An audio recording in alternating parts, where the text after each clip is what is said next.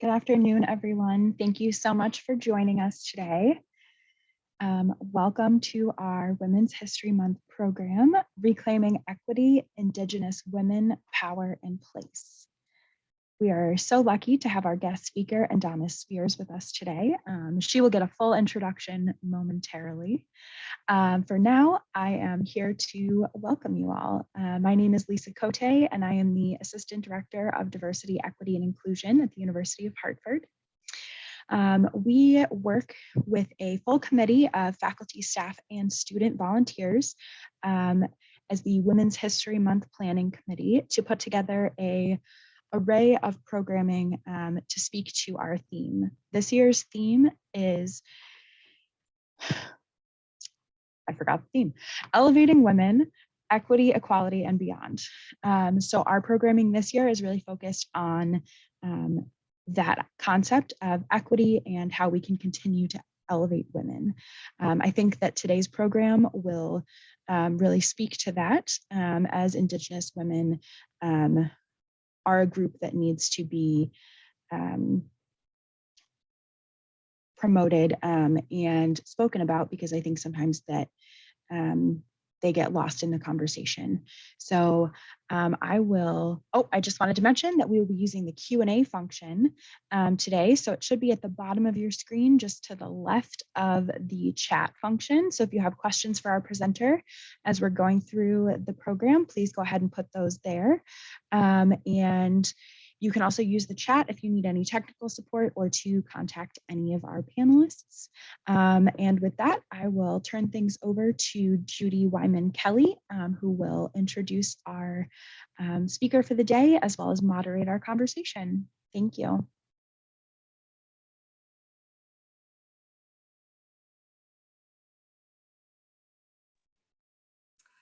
So hello, everybody. It's so great to see you all today, and thank you for joining us. I'm so happy to be here to introduce to you my friend and former colleague, Endawnis Spears, who's going to give us a great presentation, about 30 minutes. Then we'll open up for Q&A. You, as Lisa mentioned, you can put that in the Q&A section, or if you forget and put it in the chat, that's fine. I'm going to be seeing both of those. The session is recorded. So if you have to step away for any reason, or you have a friend who might want to listen to it later on, we'll have the recording available probably within the week.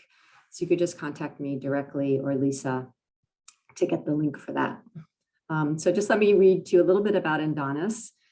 She's an educator working in the public humanities. She received her Bachelor of Arts degree in anthropology from University of Denver, and has worked for the Heard Museum, Museum of Northern Arizona, Mashantucket Pequot Museum and Research Center, and was a PBD Essex Museum Native American Arts and Culture Fellow, and currently serves on the board of the Federation of State Humanities Councils. Endawnis is the co-director of the Upstander Academy and a founding member of the Akomawt Educational Initiative, an Indigenous education and interpretive consultancy for museums, K-12 schools, and colleges and universities. Originally from Cape Verde, Arizona, she lives in Hope Valley, Rhode Island now with her husband and their 4 children. She has all of this and is mother to 4 children. So without further ado, I'm going to move this over to Endawnis. Endawnis, thank you so much for being with us today. Thank you, Judy, and thank you, everyone, for making the time to be with us here this afternoon. It's such a pleasure and an honor to speak to a subject matter that is very, not just near and dear to my heart, but I think imperative for the way that we function as a culture and a society going forward. So I'm going to go ahead, and Judy was kind enough to provide a very lovely, comprehensive introduction. I'm going to go ahead and introduce myself in our traditional way. Yat she'e Endawnis Spears Nisha Hashkan Hansohon Nishla Ojibwe people Bashish Chin Tatnistanin Dishiche do Choctaw and Chickasaw people of Dishinale. Hi everyone, I'm Endawnis Spears, and I'm yucca fruit strung out in a line clan from the Diné or Navajo people, and I'm born for the White Earth Ojibwe people of Minnesota. My maternal grandfather is from the Tangled clan of the Diné or Navajo people. And my paternal grandfather is from the Choctaw and Chickasaw people who are located in present day Oklahoma. And as my friend Judy mentioned, I live in Southern Rhode Island today with my husband, who is an enrolled citizen of the Narragansett Indian tribe, and our 4 children who are also enrolled citizens of the Narragansett Indian tribe as well. I have a really wonderful opportunity to work in really diverse places because of the nature of the work that I do with Akomawt, and I'll talk a little bit more about that in just a moment. But so much of this work and the framing of this conversation that we're having today is really around experiences unique unto Native women, and is informed for me personally by the learning process of becoming and inhabiting my role as a mother. So it's very key and foundational to my understanding of the social movements that are around reclaiming equity for all women, especially for Native women here in this space. So I am going to share my screen, and we're going to go through a couple of slides, and I have a little bit of time to present some ideas. I oftentimes hope that my presentations raise more questions than they answer. I think for our Native communities in the United States, maybe even more broadly in North America, are often oversimplified. And so it is my hope that in this very short time together, I can complicate your understanding of how Native people and Native women specifically are key to processes of reclaiming equity. So I'm going to go ahead and share my screen.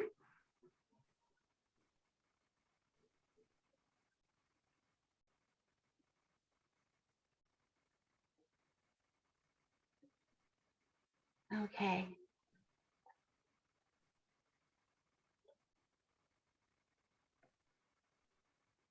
So as Judy mentioned, I am Diné, Ojibwe, Choctaw, and Chickasaw. I'm an enrolled citizen of the Navajo Nation, which is the Diné people. And I was born and raised in central Arizona. But my time that I've spent living here in southern, what is referred to today as New England, is really as a guest. I have 4 small children that my husband and I and our community are raising here in this place. But this place that I am coming to you from today is the unceded land of the Narragansett people.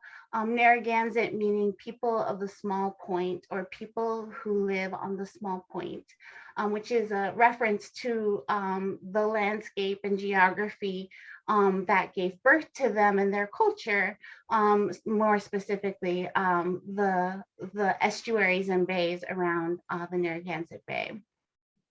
So that's where I'm joining you from this afternoon. And I am a guest in this place, and I behave as such. This is not my homeland.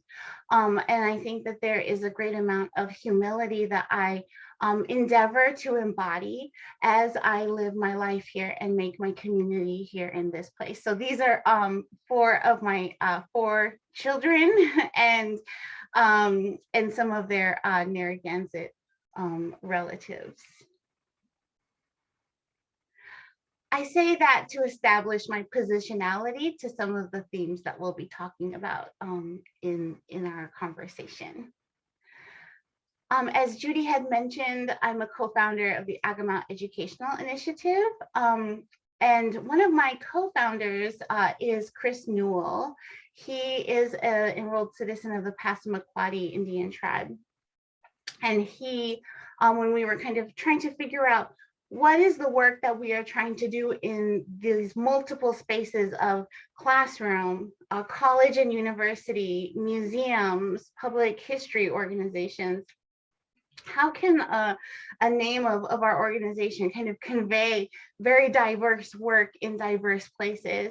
And we really believe that all of these different educational spaces are opportunities to create pathways into the future that are easier to traverse for our children. And by our children, I don't just mean our Indigenous children, but our non-Indigenous children as well.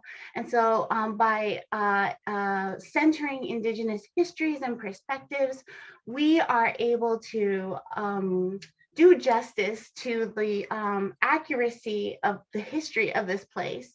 And we are able to provide these pathways for our children to walk on in a good way, and in a way that our hope and our intention is to be more informed and ready to engage with a future that's more equitable for everybody.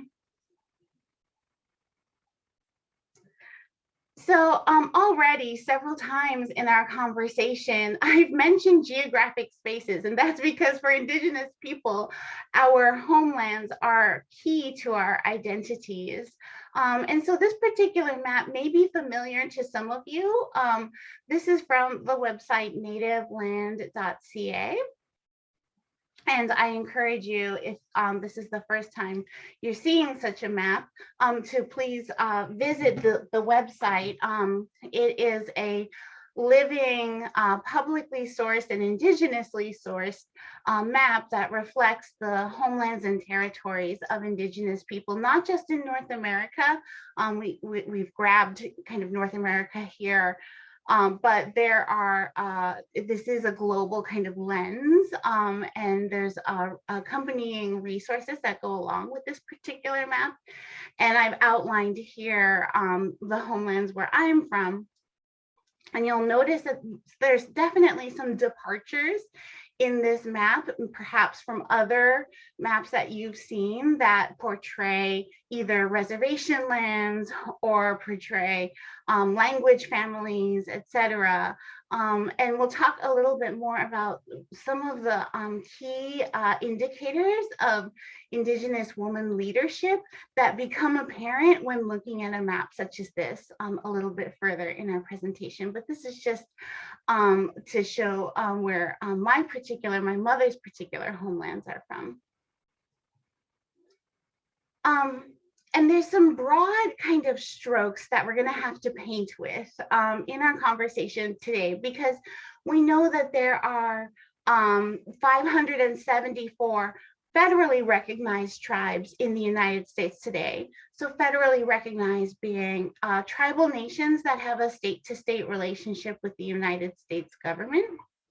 But yeah, each tribal nation has a distinct culture, a distinct language. The cultural diversity that exists amongst tribal nations in the Americas is incredible and beautiful. And so when I'm talking about Native people or Indigenous people, I'm really referring to kind of using some catch-all phrases that refer to literally thousands of different cultures.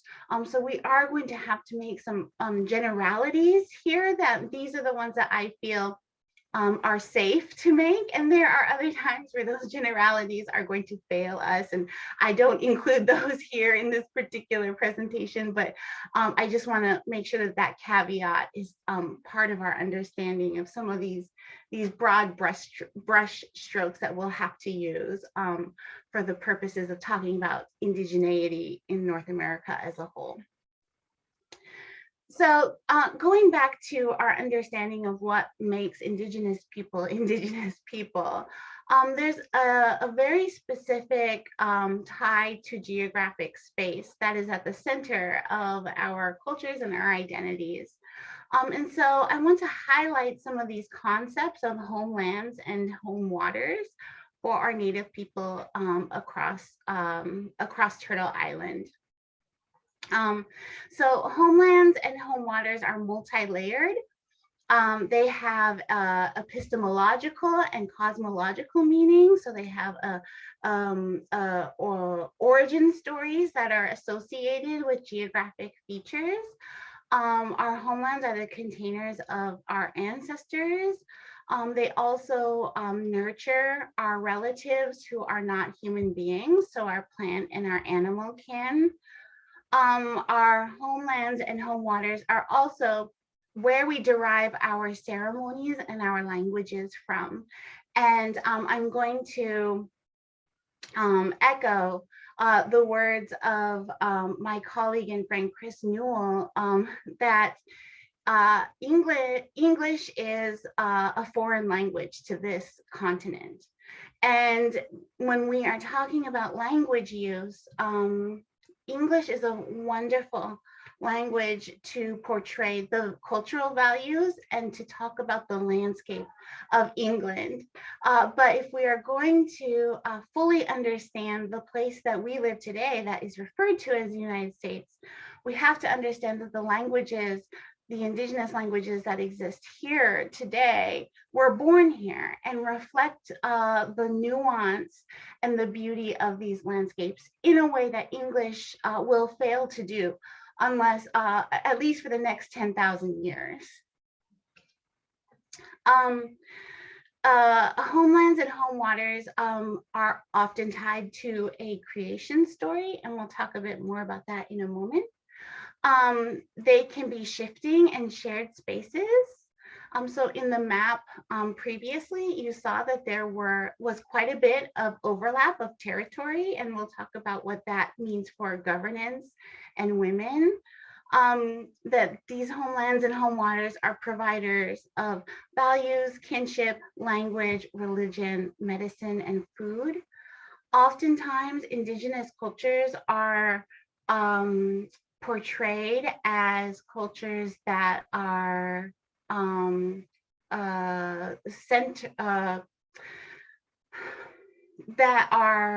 exist in order to just survive.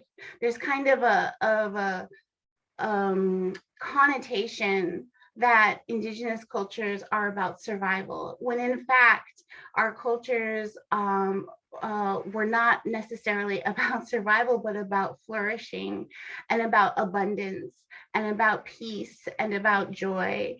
And so kind of reframing our understanding of these relationships is very important to us, especially today, because these were landscapes that not only allowed tribal nations to survive, but to develop complex forms of governance, kinship, and language. So they really are not survival cultures. These are cultures that are that were thriving and sustainable for 10,000 generations. Oftentimes, these homelands and home waters are also associated with women, that these places that sustain and give the ability to thrive are from a primary female entity, which would be Mother Earth. These places are immersive, and our homelands and home waters are animate and alive, and therefore they require a certain amount of relationship, and they require accountability to this place, a place of a stewardship and responsibility for the caretaking of our homelands and home waters and our Mother Earth. So already you can understand the central role that Indigenous women play if they are associated with the life-sustaining and culture-providing entity that is Mother Earth.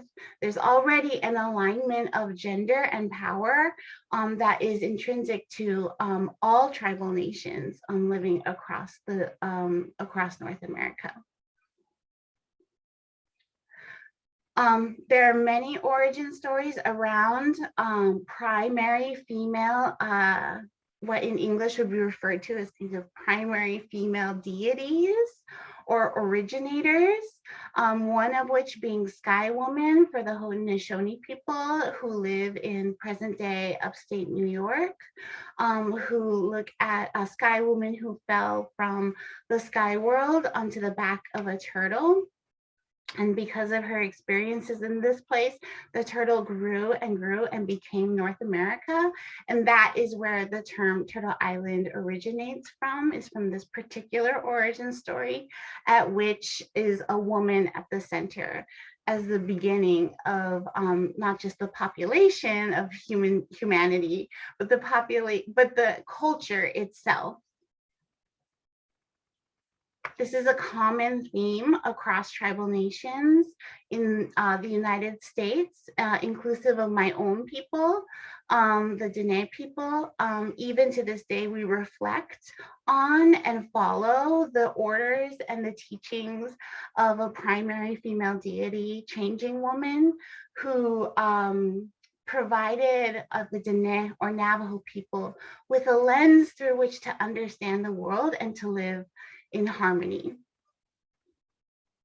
So this is a particular poem, excerpt of a poem by Lucy Tapahanso about changing woman.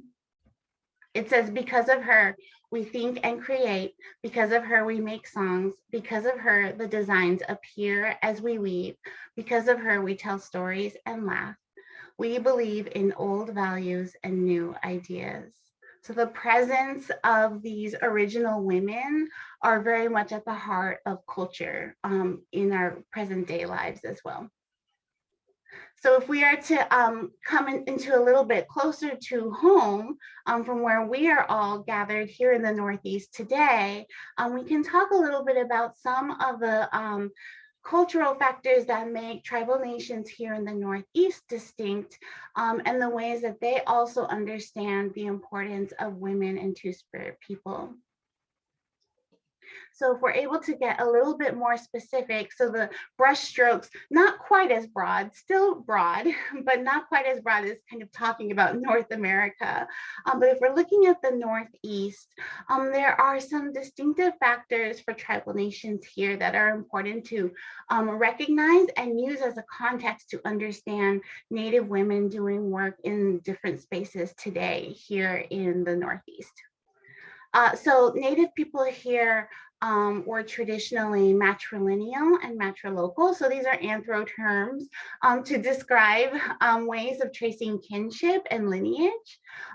Lineage was passed down through women and not men. Also, when a man and a woman got married, the man would leave his family to live with the woman and hers. And these are very important power dynamics that informed the way societies grew in this space here in the Northeast where you're living, Connecticut, Rhode Island. These are all Algonquin speaking people who are sister tribes to one another. They have culturally distinct factors that make them unique, as well as different historical contexts that they draw from, but they are also related to one another and recognize that they speak a similar dialect of Algonquin and have similar cultural values. Women also in these societies are the eco-scientists. They oversee horticulture. They oversee the processes of planting Three Sisters gardens, which are corn, beans, and squash. They are the primary culture bearers, and they are central to political power in the sense that there were traditionally, as well as male, there were also female chiefs or sachems. And power was also distributed to matriarchs within communities via a clan mother system, where clan mothers were the political gatekeepers for male sachems. And so these particular forms of governance emphasize diplomacy over hard geopolitical borders. So that's what I meant when I was referring earlier to what these maps can tell us about systems of governance that centralize female power, that we can clearly see that these nations who have shared territory and at times shared values are able to exist in close proximity with one another in sustainable ways. because of the presence of women embedded in the political systems here in the Northeast. And that is what this map is showing us.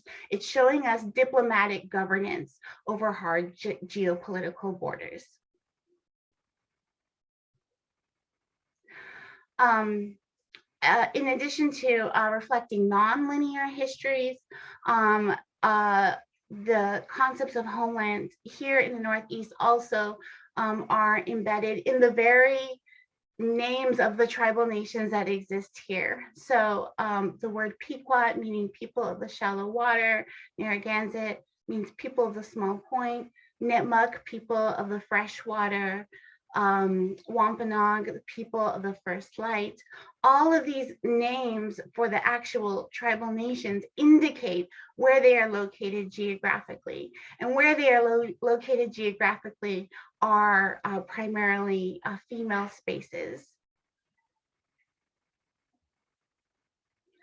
I want to be cognizant of time. There's a couple of words I used, and I haven't been monitoring the chat. I've just been talking away, but there's a couple of words that I used that I want to take a moment to define before I wrap up. We can come back to settler colonialism and we can come back to survivance. But I did use the term two-spirit briefly. And this particular term, again, some of you may be quite familiar with the term, others may not. Two-spirit refers to the people within our communities who are not only non-gender binary, but also hold a spiritual and cultural role that is revered and that is necessary for the health of the community. Oftentimes, many of our tribal nations traditionally had more than two genders. And so an understanding of that gender constellation and the complexity of that within our societies is part of the processes of reclaiming equity, also standing with our two-spirit people, because they are also necessary to these processes of reclaiming culture and power. We have a few kind of more visible woman-led movements that have become, that have grabbed the attention of Canada and the United States in recent years. And the inception of both of these social movements has been around women and two-spirit people.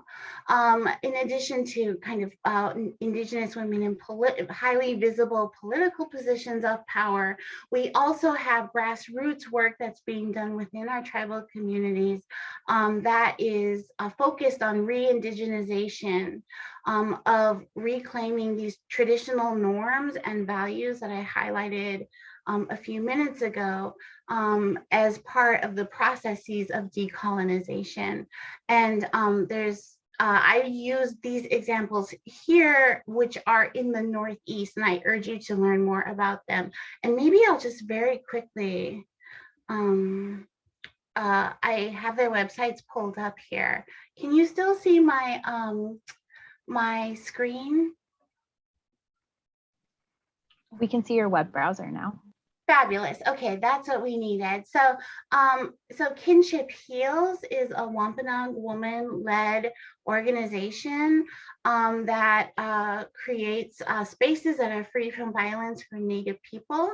And this particular approach also honors and centers the importance of women and two-spirit people in healing and reclaiming a sense of balance.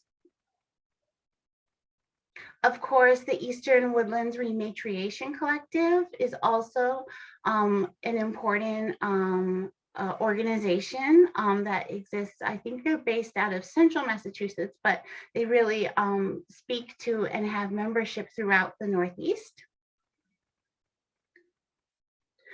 Of course, the Wampanoag Language Reclamation Project.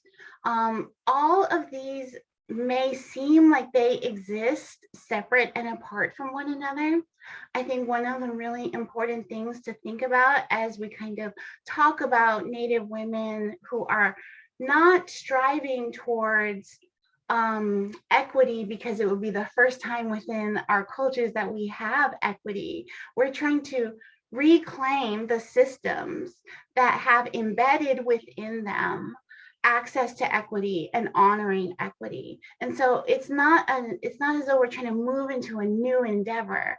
We have the roadmap towards equity. We have the processes, we have the mechanisms to achieve equity. They have been stripped of our Native communities via genocide and forced assimilation.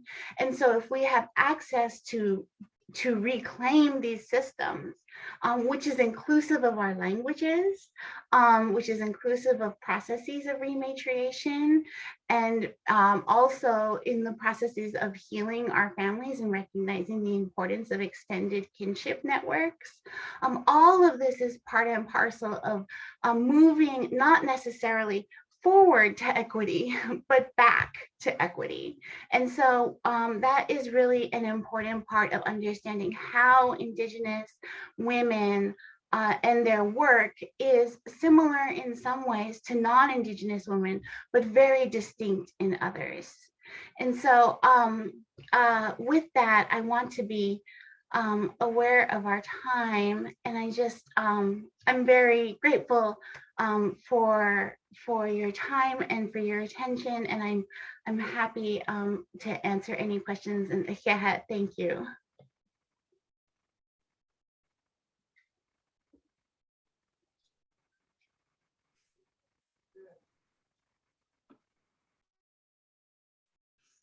Okay, so thank you so much, Endawnis. There's so much there to think about, unpack, very comprehensive, at the same time, very accessible to many of us who maybe don't have a lot of that background context. So lots of questions.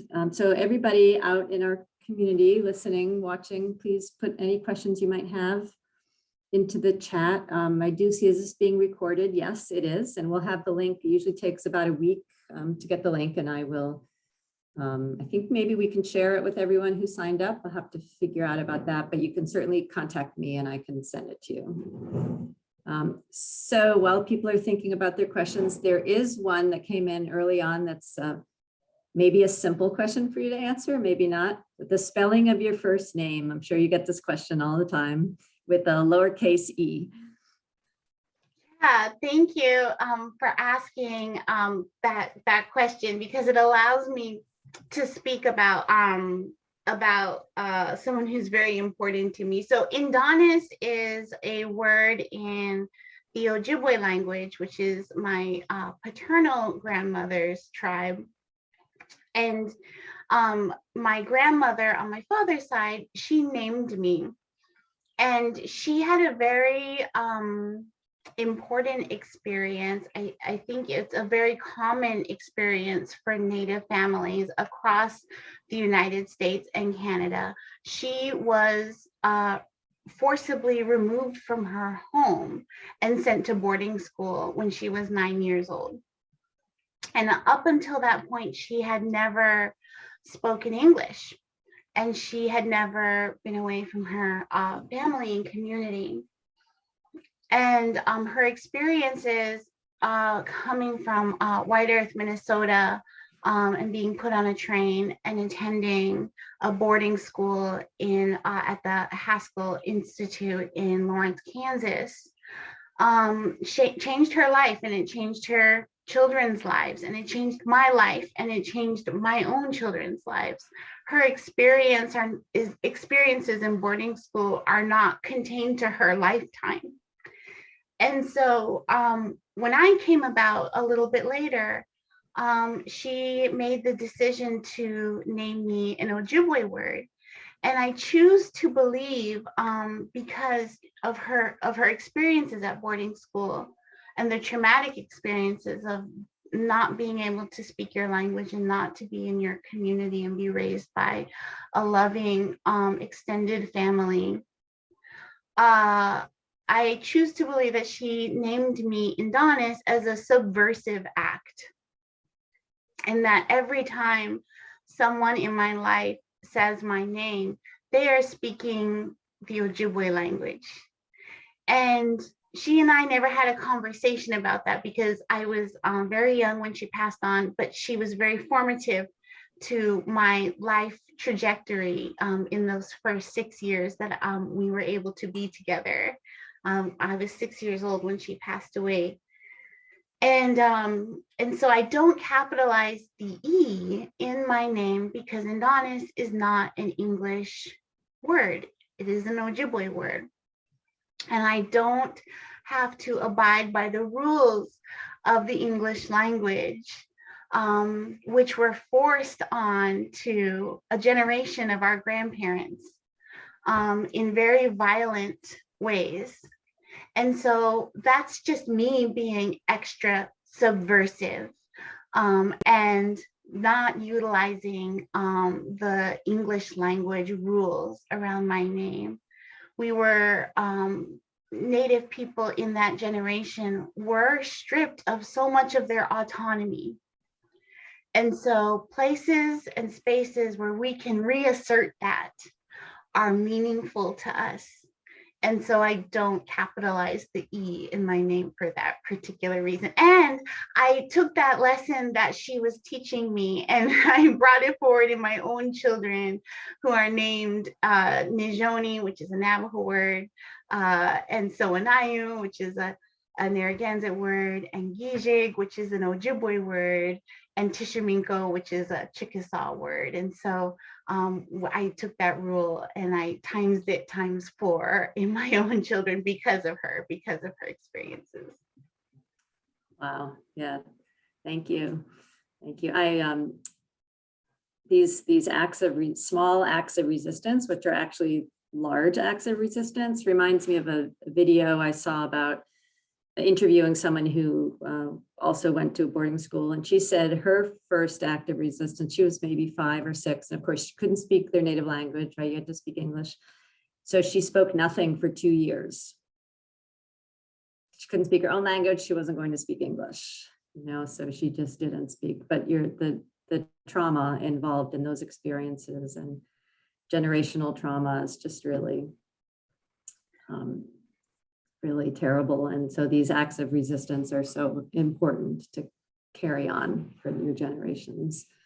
Yeah, I think that this goes back to a term that I kind of glazed over in my presentation, but I used the term called survivance, which is a combination of resistance and survival. And that particular term, which is originated by an Ojibwe scholar, Gerald Visner, acknowledges these very intentional decisions that Native people make every day to continue to survive and resist. And I think we do that in very large ways and visible ways, and we do that in very small kind of within our own homes at our kitchen table kind of ways.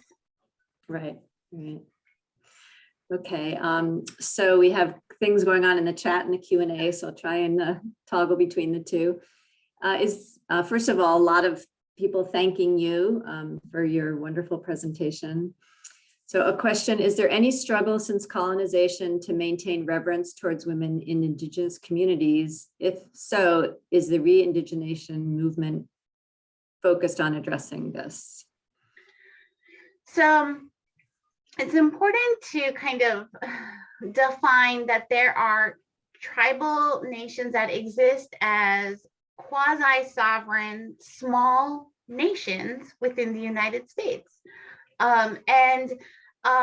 The part of the Bureau of Indian Affairs, which is kind of the arm that works with tribal nations and oversees, that's a better term, oversees tribal nations, in 1934 passed the Indian Reorganization Act, which required all tribal governments, so I referred to them earlier, there's 574 of them today.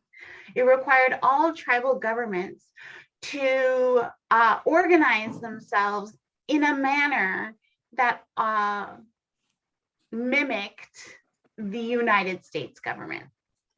And we know that the United States government is not a particularly equitable mechanism. There are limited spaces, not just for women, but for two-spirit people. There are limited spaces for mothers. There are limited spaces for grandmothers. There are limited spaces of understanding other forms of knowledge outside of kind of cis heteronormativity. So we know that in the Indian Reorganization Act, which required our tribal nations to organize in the fashion of the United States government, we were really stripped of opportunities to govern ourselves in equitable ways and more sustainable ways. And so that work within governance is really important. Like, for instance, here in Connecticut, you have Chief Lynn Malerba of the Mohegan tribe, who is a lifelong chief and is fulfilling that role of woman leadership in governance, also in the tribal nation. And so I think that that role of emerging tribal leaders in the government, in tribal governments, is ongoing, and it's really important because we are really looking, like I said earlier, to reclaim these seats, reclaim these positions in our tribal governments that were forced to be more male-centric via the United States government and their oversight of tribal nations. Now, in other ways, women have always had and continue to have an immense amount of cultural capital and power within our communities outside of the government structure. And so continuing to bolster that work via some of the organizations I mentioned, but also via empowering the use of extended kinship networks that are led by women are also really important. So I kind of see like two realms, like there's kind of a governmental bureaucratic realm, which Native women are reclaiming spaces in. And there's also kind of, as I mentioned earlier, in these other spaces within our communities where we have power and capital, and we want to parlay that into something that's good for everyone, these kind of overlapping spaces. Mm-hmm. Great. Another question is,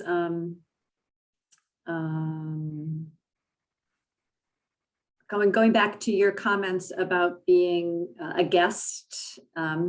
So a couple people have asked this. Can you explain further or give an example, or what does that look like in your everyday life? Yeah, absolutely. And your earrings are gorgeous. That was another another comment in there. Important question. So yeah, I think that for us as Native people, we understand the importance of ties to a geographic space, and if your community's relationship goes back to a geographic space, goes back 5,000 years, 10,000 years, 11,000 years, then your understanding of kind of quote unquote entitlement to that space, or your ability to access those spaces, your timeline shifts. And so for me, I've lived here for 13 years. My husband is Narragansett. My children are Narragansett.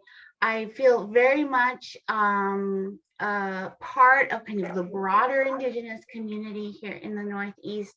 And yet I will always deference. I will always defer to people who are in the room who are whose tribal nations are from this space, because their ties to this space go back longer than mine ever could. That approach and that understanding of cultural humility is really important to model for other other people who maybe, you know, the values of Indigenous cultures are not the values of the United States in many ways. And the United States does not value humility. The United States does not value cultural humility or intellectual humility. But these are values that are sacred to us in our communities. And so I will always defer. I will always continue to articulate my positionality to this place, because this is not my space to inhabit. This is not, I have a space to inhabit, it's not here. And that I want to exemplify that humility just as much as an educator, as just a personal commitment and understanding to respecting the tribal nations and whose homelands I live on.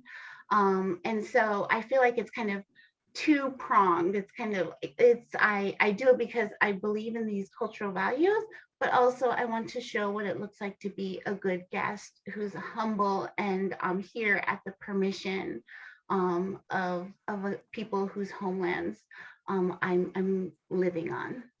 And on a day-to-day basis, you know, I think for me, I see myself as a very fierce advocate of Narragansett people, especially in our school district, and making sure that Narragansett history is taught. We know we want to talk about teaching locally and teaching place-based history. Then that means you need to teach about the Native people first. And so here where we live, to me, that means advocating for inclusive curriculum that teaches Narragansett history accurately and honors the sovereignty of the Narragansett Indian tribe. Now, just a follow up on that. So do your kids go to, so it's a public school, not a preschool, they were in a Narragansett Nation school, right? But now they're in the regular public school system. Yeah. And what's the percentage more or less of Narragansett tribal members in that school? So yes, we have the wonderful luxury, it's not afforded to all Native families, to send our youngest children in preschool and in daycare to the tribally owned and run daycare. So they get to be with cousins and they get to hear the language and they get to have culture hour and they get to have relatives who are part of the staff there. And that sense of kinship and family is really part of our own tribe's daycare center, which we feel so honored to be able to send our children there. And then they go into the elementary school system here, and the Narragansett population here, which the Narragansett Indian tribe is located in Charlestown, Rhode Island, and the school district that we live in services Charlestown, Rhode Island, as well as our own small town. And it's about 2, maybe 3% Narragansett population in the school district, so very small. And yet, you know, and I can say this because I'm on the school committee, that there is, you know, definitely a deficiency in having Narragansett teachers in the school and Narragansett leadership and input in the administration, even that's just proportional to the population size. And so we're really working towards to fixing that, changing that. So in all your spare time, you're doing that too. Fantastic. That's tough work, boy, dealing with school system curriculum. But important, such important work. So my next question, this might be the last one we have time for, is going to fold 2 questions together. And it's a big question, so just kind of do your best. And everybody else, if I didn't get to your question, I'm sorry. I'm sure that if you send me a follow-up email, we can try and get you an answer if you're really interested in it. So this question is a combination of what do you see as the biggest challenge for Indigenous women today? And how can non-Indigenous women be helpful allies to you, to Indigenous women?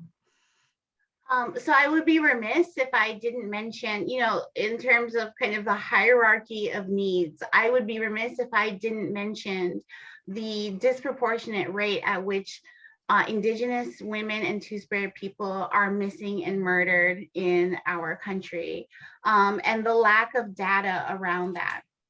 the lack of actual numbers that can inform policy changes and push for political change is lacking, and there hasn't been the attention or spotlight on this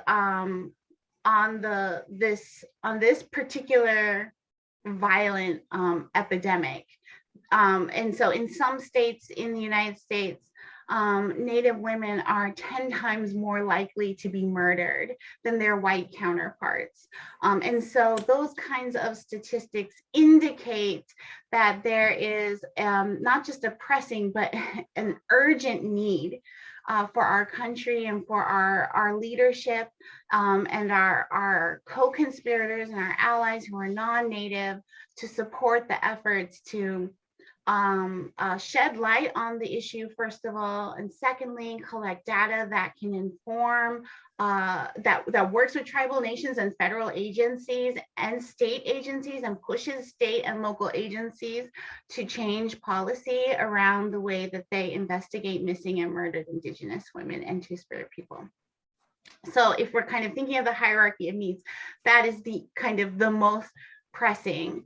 And yet that is very much tied to, I think, so much of what kind of we understand as the network of reclamation as well, because empowered communities that are safe for everyone are preventative of these things as well, preventative of these symptoms. These are symptoms of a larger kind of malice. The missing and murdered Indigenous women, the continued stripping of homelands and the environmental degradation of space, of homelands and reservation spaces, and poisoning of Indigenous bodies in those places. These are all big symptoms. They're symptomatic of the lack of access to culture and the lack of access to fully embodying our cultural values in ways that we find useful and that have been sustainable for thousands of years. And so if we are able to have access to those things, we can build communities that are safer and better for everyone physically, spiritually, and mentally. And so I want us to kind of think of these things as symptomatic and not just standalone phenomena.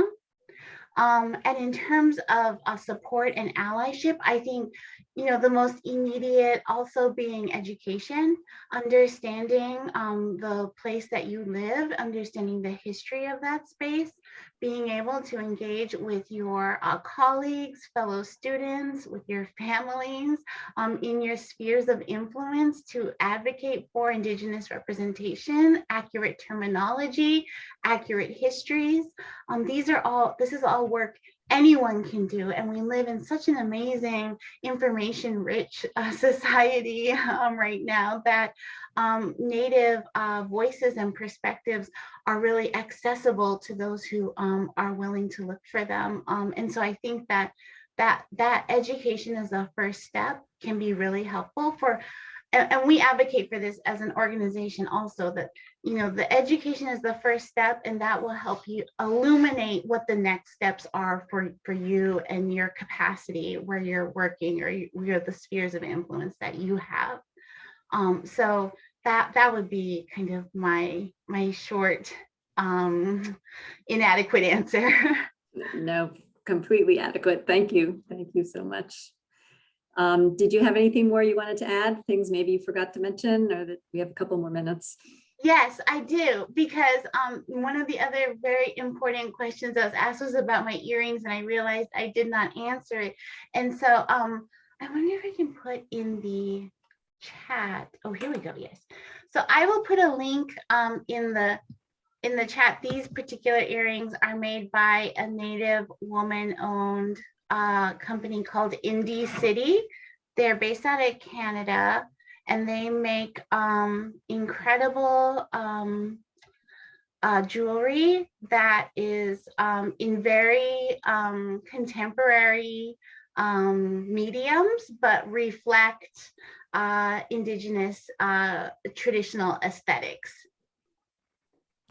So these in particular are these are medicine florals.